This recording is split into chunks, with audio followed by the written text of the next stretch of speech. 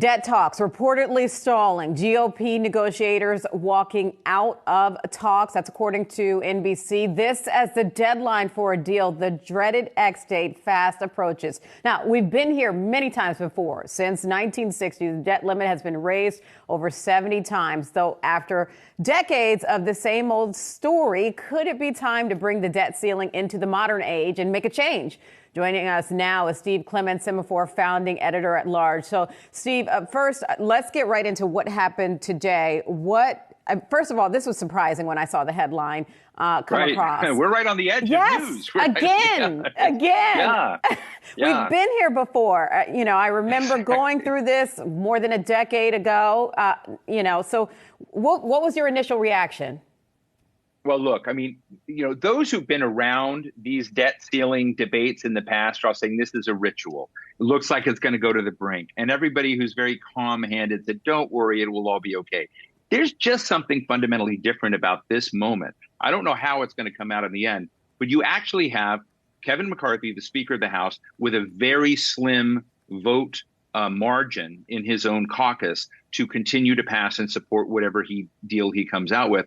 And those members have been very, very tough on exactly this issue. And even some of them have welcomed a default as a way to really punish government and to kind of bring spending back in line in the way they'd like to do it. So that makes the tension over all of this greater. The other element of it, if I may, is that Joe Biden left town. He went to the G7 meeting. And when he left, he says, all four of the big four plus myself have all committed against default. I've actually never heard Kevin McCarthy say that. The president said he said that. Kevin McCarthy wants his plan. He wants his stuff and to get that done. But there were a lot of Democrats saying the president should not leave the field of battle with Kevin McCarthy. And it shows that the White House is potentially minimizing a very, very key negotiation and debate by running to Hiroshima, Japan.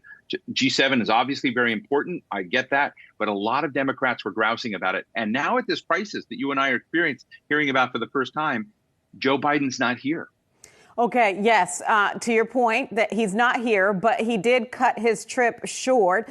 What does that signal to you about, just potential for a deal before June 1st? Well, look, I think right now, I think both sides are expecting that one way or another, they're going to find some deal. And the deal that we know is some clawback of funds, some freezing at 2022 levels of appropriations, some bringing back of COVID relief funds. But then the big issue that I think is the most hot between them, and I don't know what the standstill was caused by, but I suspect it had to do something with worker requirements and age requirements related to federal government assistance across a number of programs, which has been a red line for Kevin McCarthy and his negotiating team. And the White House indicated it could be flexible in some of those areas. So we don't know what has come undone in that, but that's likely one of the areas where the likely deal making is. Remember, when President Biden left, the market surged because it looked like we were getting closer to a likely deal. I think both sides now are waiting, okay, who's going to blink first in this and what are the markets going to say? To your point, yeah, I found that to be a sticking point as well. And yes, the market has reversed course now following this news. NBC correspondent saying that Representative Gray suggesting that he thinks that the White House team is being unreasonable. And you also said that there seems like there's something different this time around. What stands out to you as what is different this time around? Well, I think what is fundamentally different is that in the past, even though, remember, President Biden voted against a debt ceiling increase once when he was in the Senate, people have played around with this, but not in any way that anyone would seriously sabotage and undermine the full faith and credit of the United States. And I think that is at risk right now because you have a number of Freedom Caucus members in the GOP caucus that brought Kevin McCarthy his speakership. And they said, look, we're not going to walk away from this. We're going to remain hardline.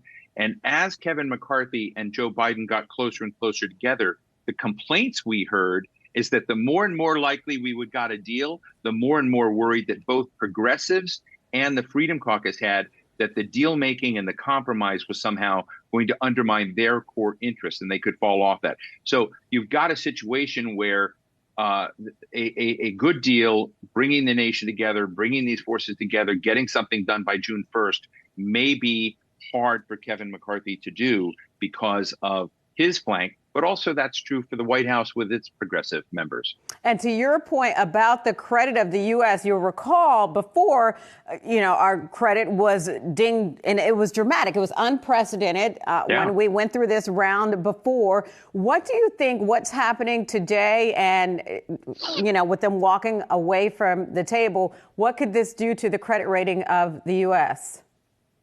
Well, I don't know how the credit rating, folks are going to look at this moment and whether they can see through the gamesmanship of this or not.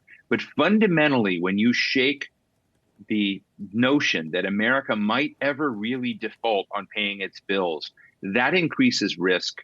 The rating agencies are going to increase that risk, and they're going to do it as a way to send a signal, about this essentially what many of us look like is craziness. And remember, when you saw that rating, that interest rate increase, which we had was a across the board, big, substantial, tectonic interest rate increase, that gut punches the American middle class. That gut punches American small business and everybody who's out working. It creates tidal wave effects for both people and businesses out there that are substantial. And it right now, when you're in kind of trying to work our way out of inflation, trying to figure out, how to get out of a recessionary feeling like moment. This is not helpful. This is a political crisis created by politicians, not by the demands of economics. And, it's raises one other thing that, a lot of Democrats have been saying is, why doesn't Joe Biden be bold, pull out Article 14 of the Constitution that says very clearly the public debt will not be questioned, and use that. Now, they say, well, it'll go to courts, it'll spin. But at the same time, people are looking for boldness at this moment, not weakness. And the constitutional track may, in fact, derail this kind of future insanity. All right, Steve, we're going to have to put a pin in our conversation and clearly come back to this. Steve Clemons, Semafor Founding Editor at Large. Our thanks to you.